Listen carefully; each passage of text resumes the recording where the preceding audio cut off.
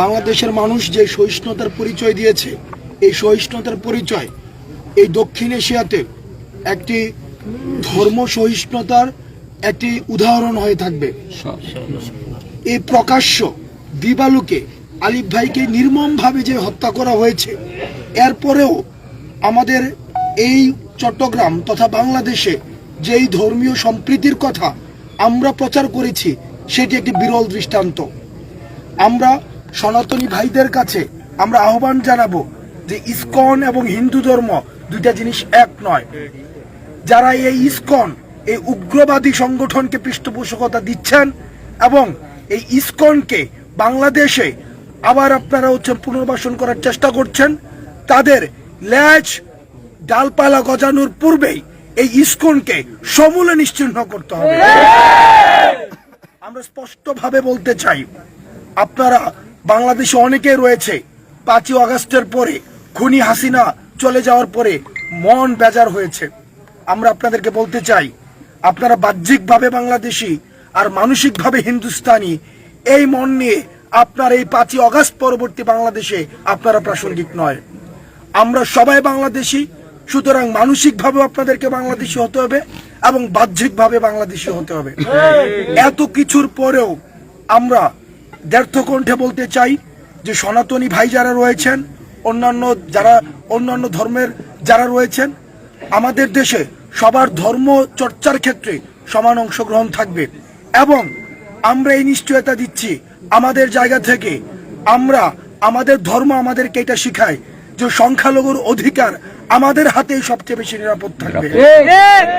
আমরা আপনাদের কাছে মিডিয়ার মাধ্যমে দেশবাসীর কাছে আহ্বান জানাবো, কোনো উগ্রবাদী ধর্মীয় সংগঠন অথবা আপনার আশেপাশের আওয়ামী লেসপেন্সার আপনাদেরকে কোনোভাবেই যদি প্ররোচনা দেয়, আপনারা প্ররোচিত হয়ে কোনো সংখ্যালঘুর বাড়িতে আক্রমণ করবেন না, কোনো সংখ্যালঘুকে আপনারা কোনো ধরনের আক্রমণ করবেন না। তাদের আমরা 5ই আগস্টের পূর্বে 5ই আগস্টের পরে আমরা যেভাবে নিরাপদ পদে রেখেছি, তাদের ধর্মীয় প্রতিষ্ঠানগুলোকে যেভাবে আগ্রহে রেখেছি, সেটি উদাহরণ হিসেবে থাকবে এবং এটির ধারাবাহিকতা অব্যাহত থাকবে।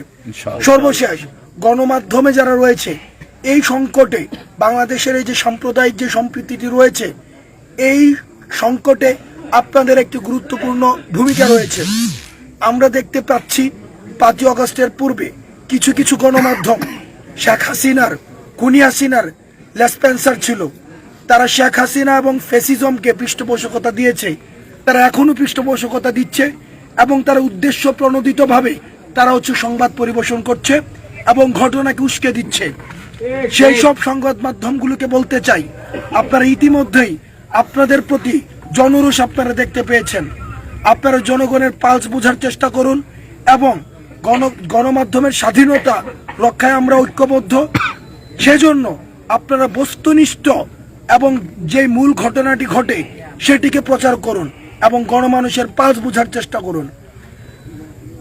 এই শহীদ আলিফ ভাইয়ের বাবা আমাদের সাথে রয়েছেন। আমরা আমাদের জায়গা থেকে শহীদ আলিফ ভাইকে যেই রাষ্ট্রীয় পৃষ্ঠপোষকতায় যেভাবে আমরা এই ভারতীয় আধিপত্যবাদের বিরুদ্ধে যারা শহীদ হয়েছে তাদের যেভাবে মনে রাখা হয়েছে, আমরা এই শহীদ আলিফ ভাইকে রাষ্ট্রীয়ভাবে সেভাবে মনে রাখবো এবং একাডেমিক ভাবে সেভাবেও চর্চিত হবে। এবং সর্বশেষ, ইসকনকে অবশ্যই নিষিদ্ধ করতে হবে। এই হত্যাকাণ্ডকে উস্কে দেওয়ার জন্য যে কৃষ্ণচন্দ্র রয়েছে, চিন্ময় কৃষ্ণ দাস যিনি রয়েছেন, তাকেও ফাঁসিতে ঝুলিয়ে আমাদের যে দাড়ি টুপিওয়ালা ভাইদেরকে গত 16 বছর যেভাবে নির্যাতন করা হয়েছে, নিপীড়ন করা হয়েছে, তাদেরকে জেলখানায় যেভাবে নির্যাতন করা হয়েছে, সেই ছবিগুলো আমাদের অনলাইনে আসতো, আমরা দেখতাম। কিন্তু আমরা দেখেছি এই খুনিকে কারাগারের মধ্যে সেখানে রাষ্ট্রীয় অতিথিশালার মতো করে রাখা হয়েছে। আমরা কোন উগ্রপন্থীকে এই বাংলাদেশের মাটিতে এক হাত জায়গাও আমরা দিব না।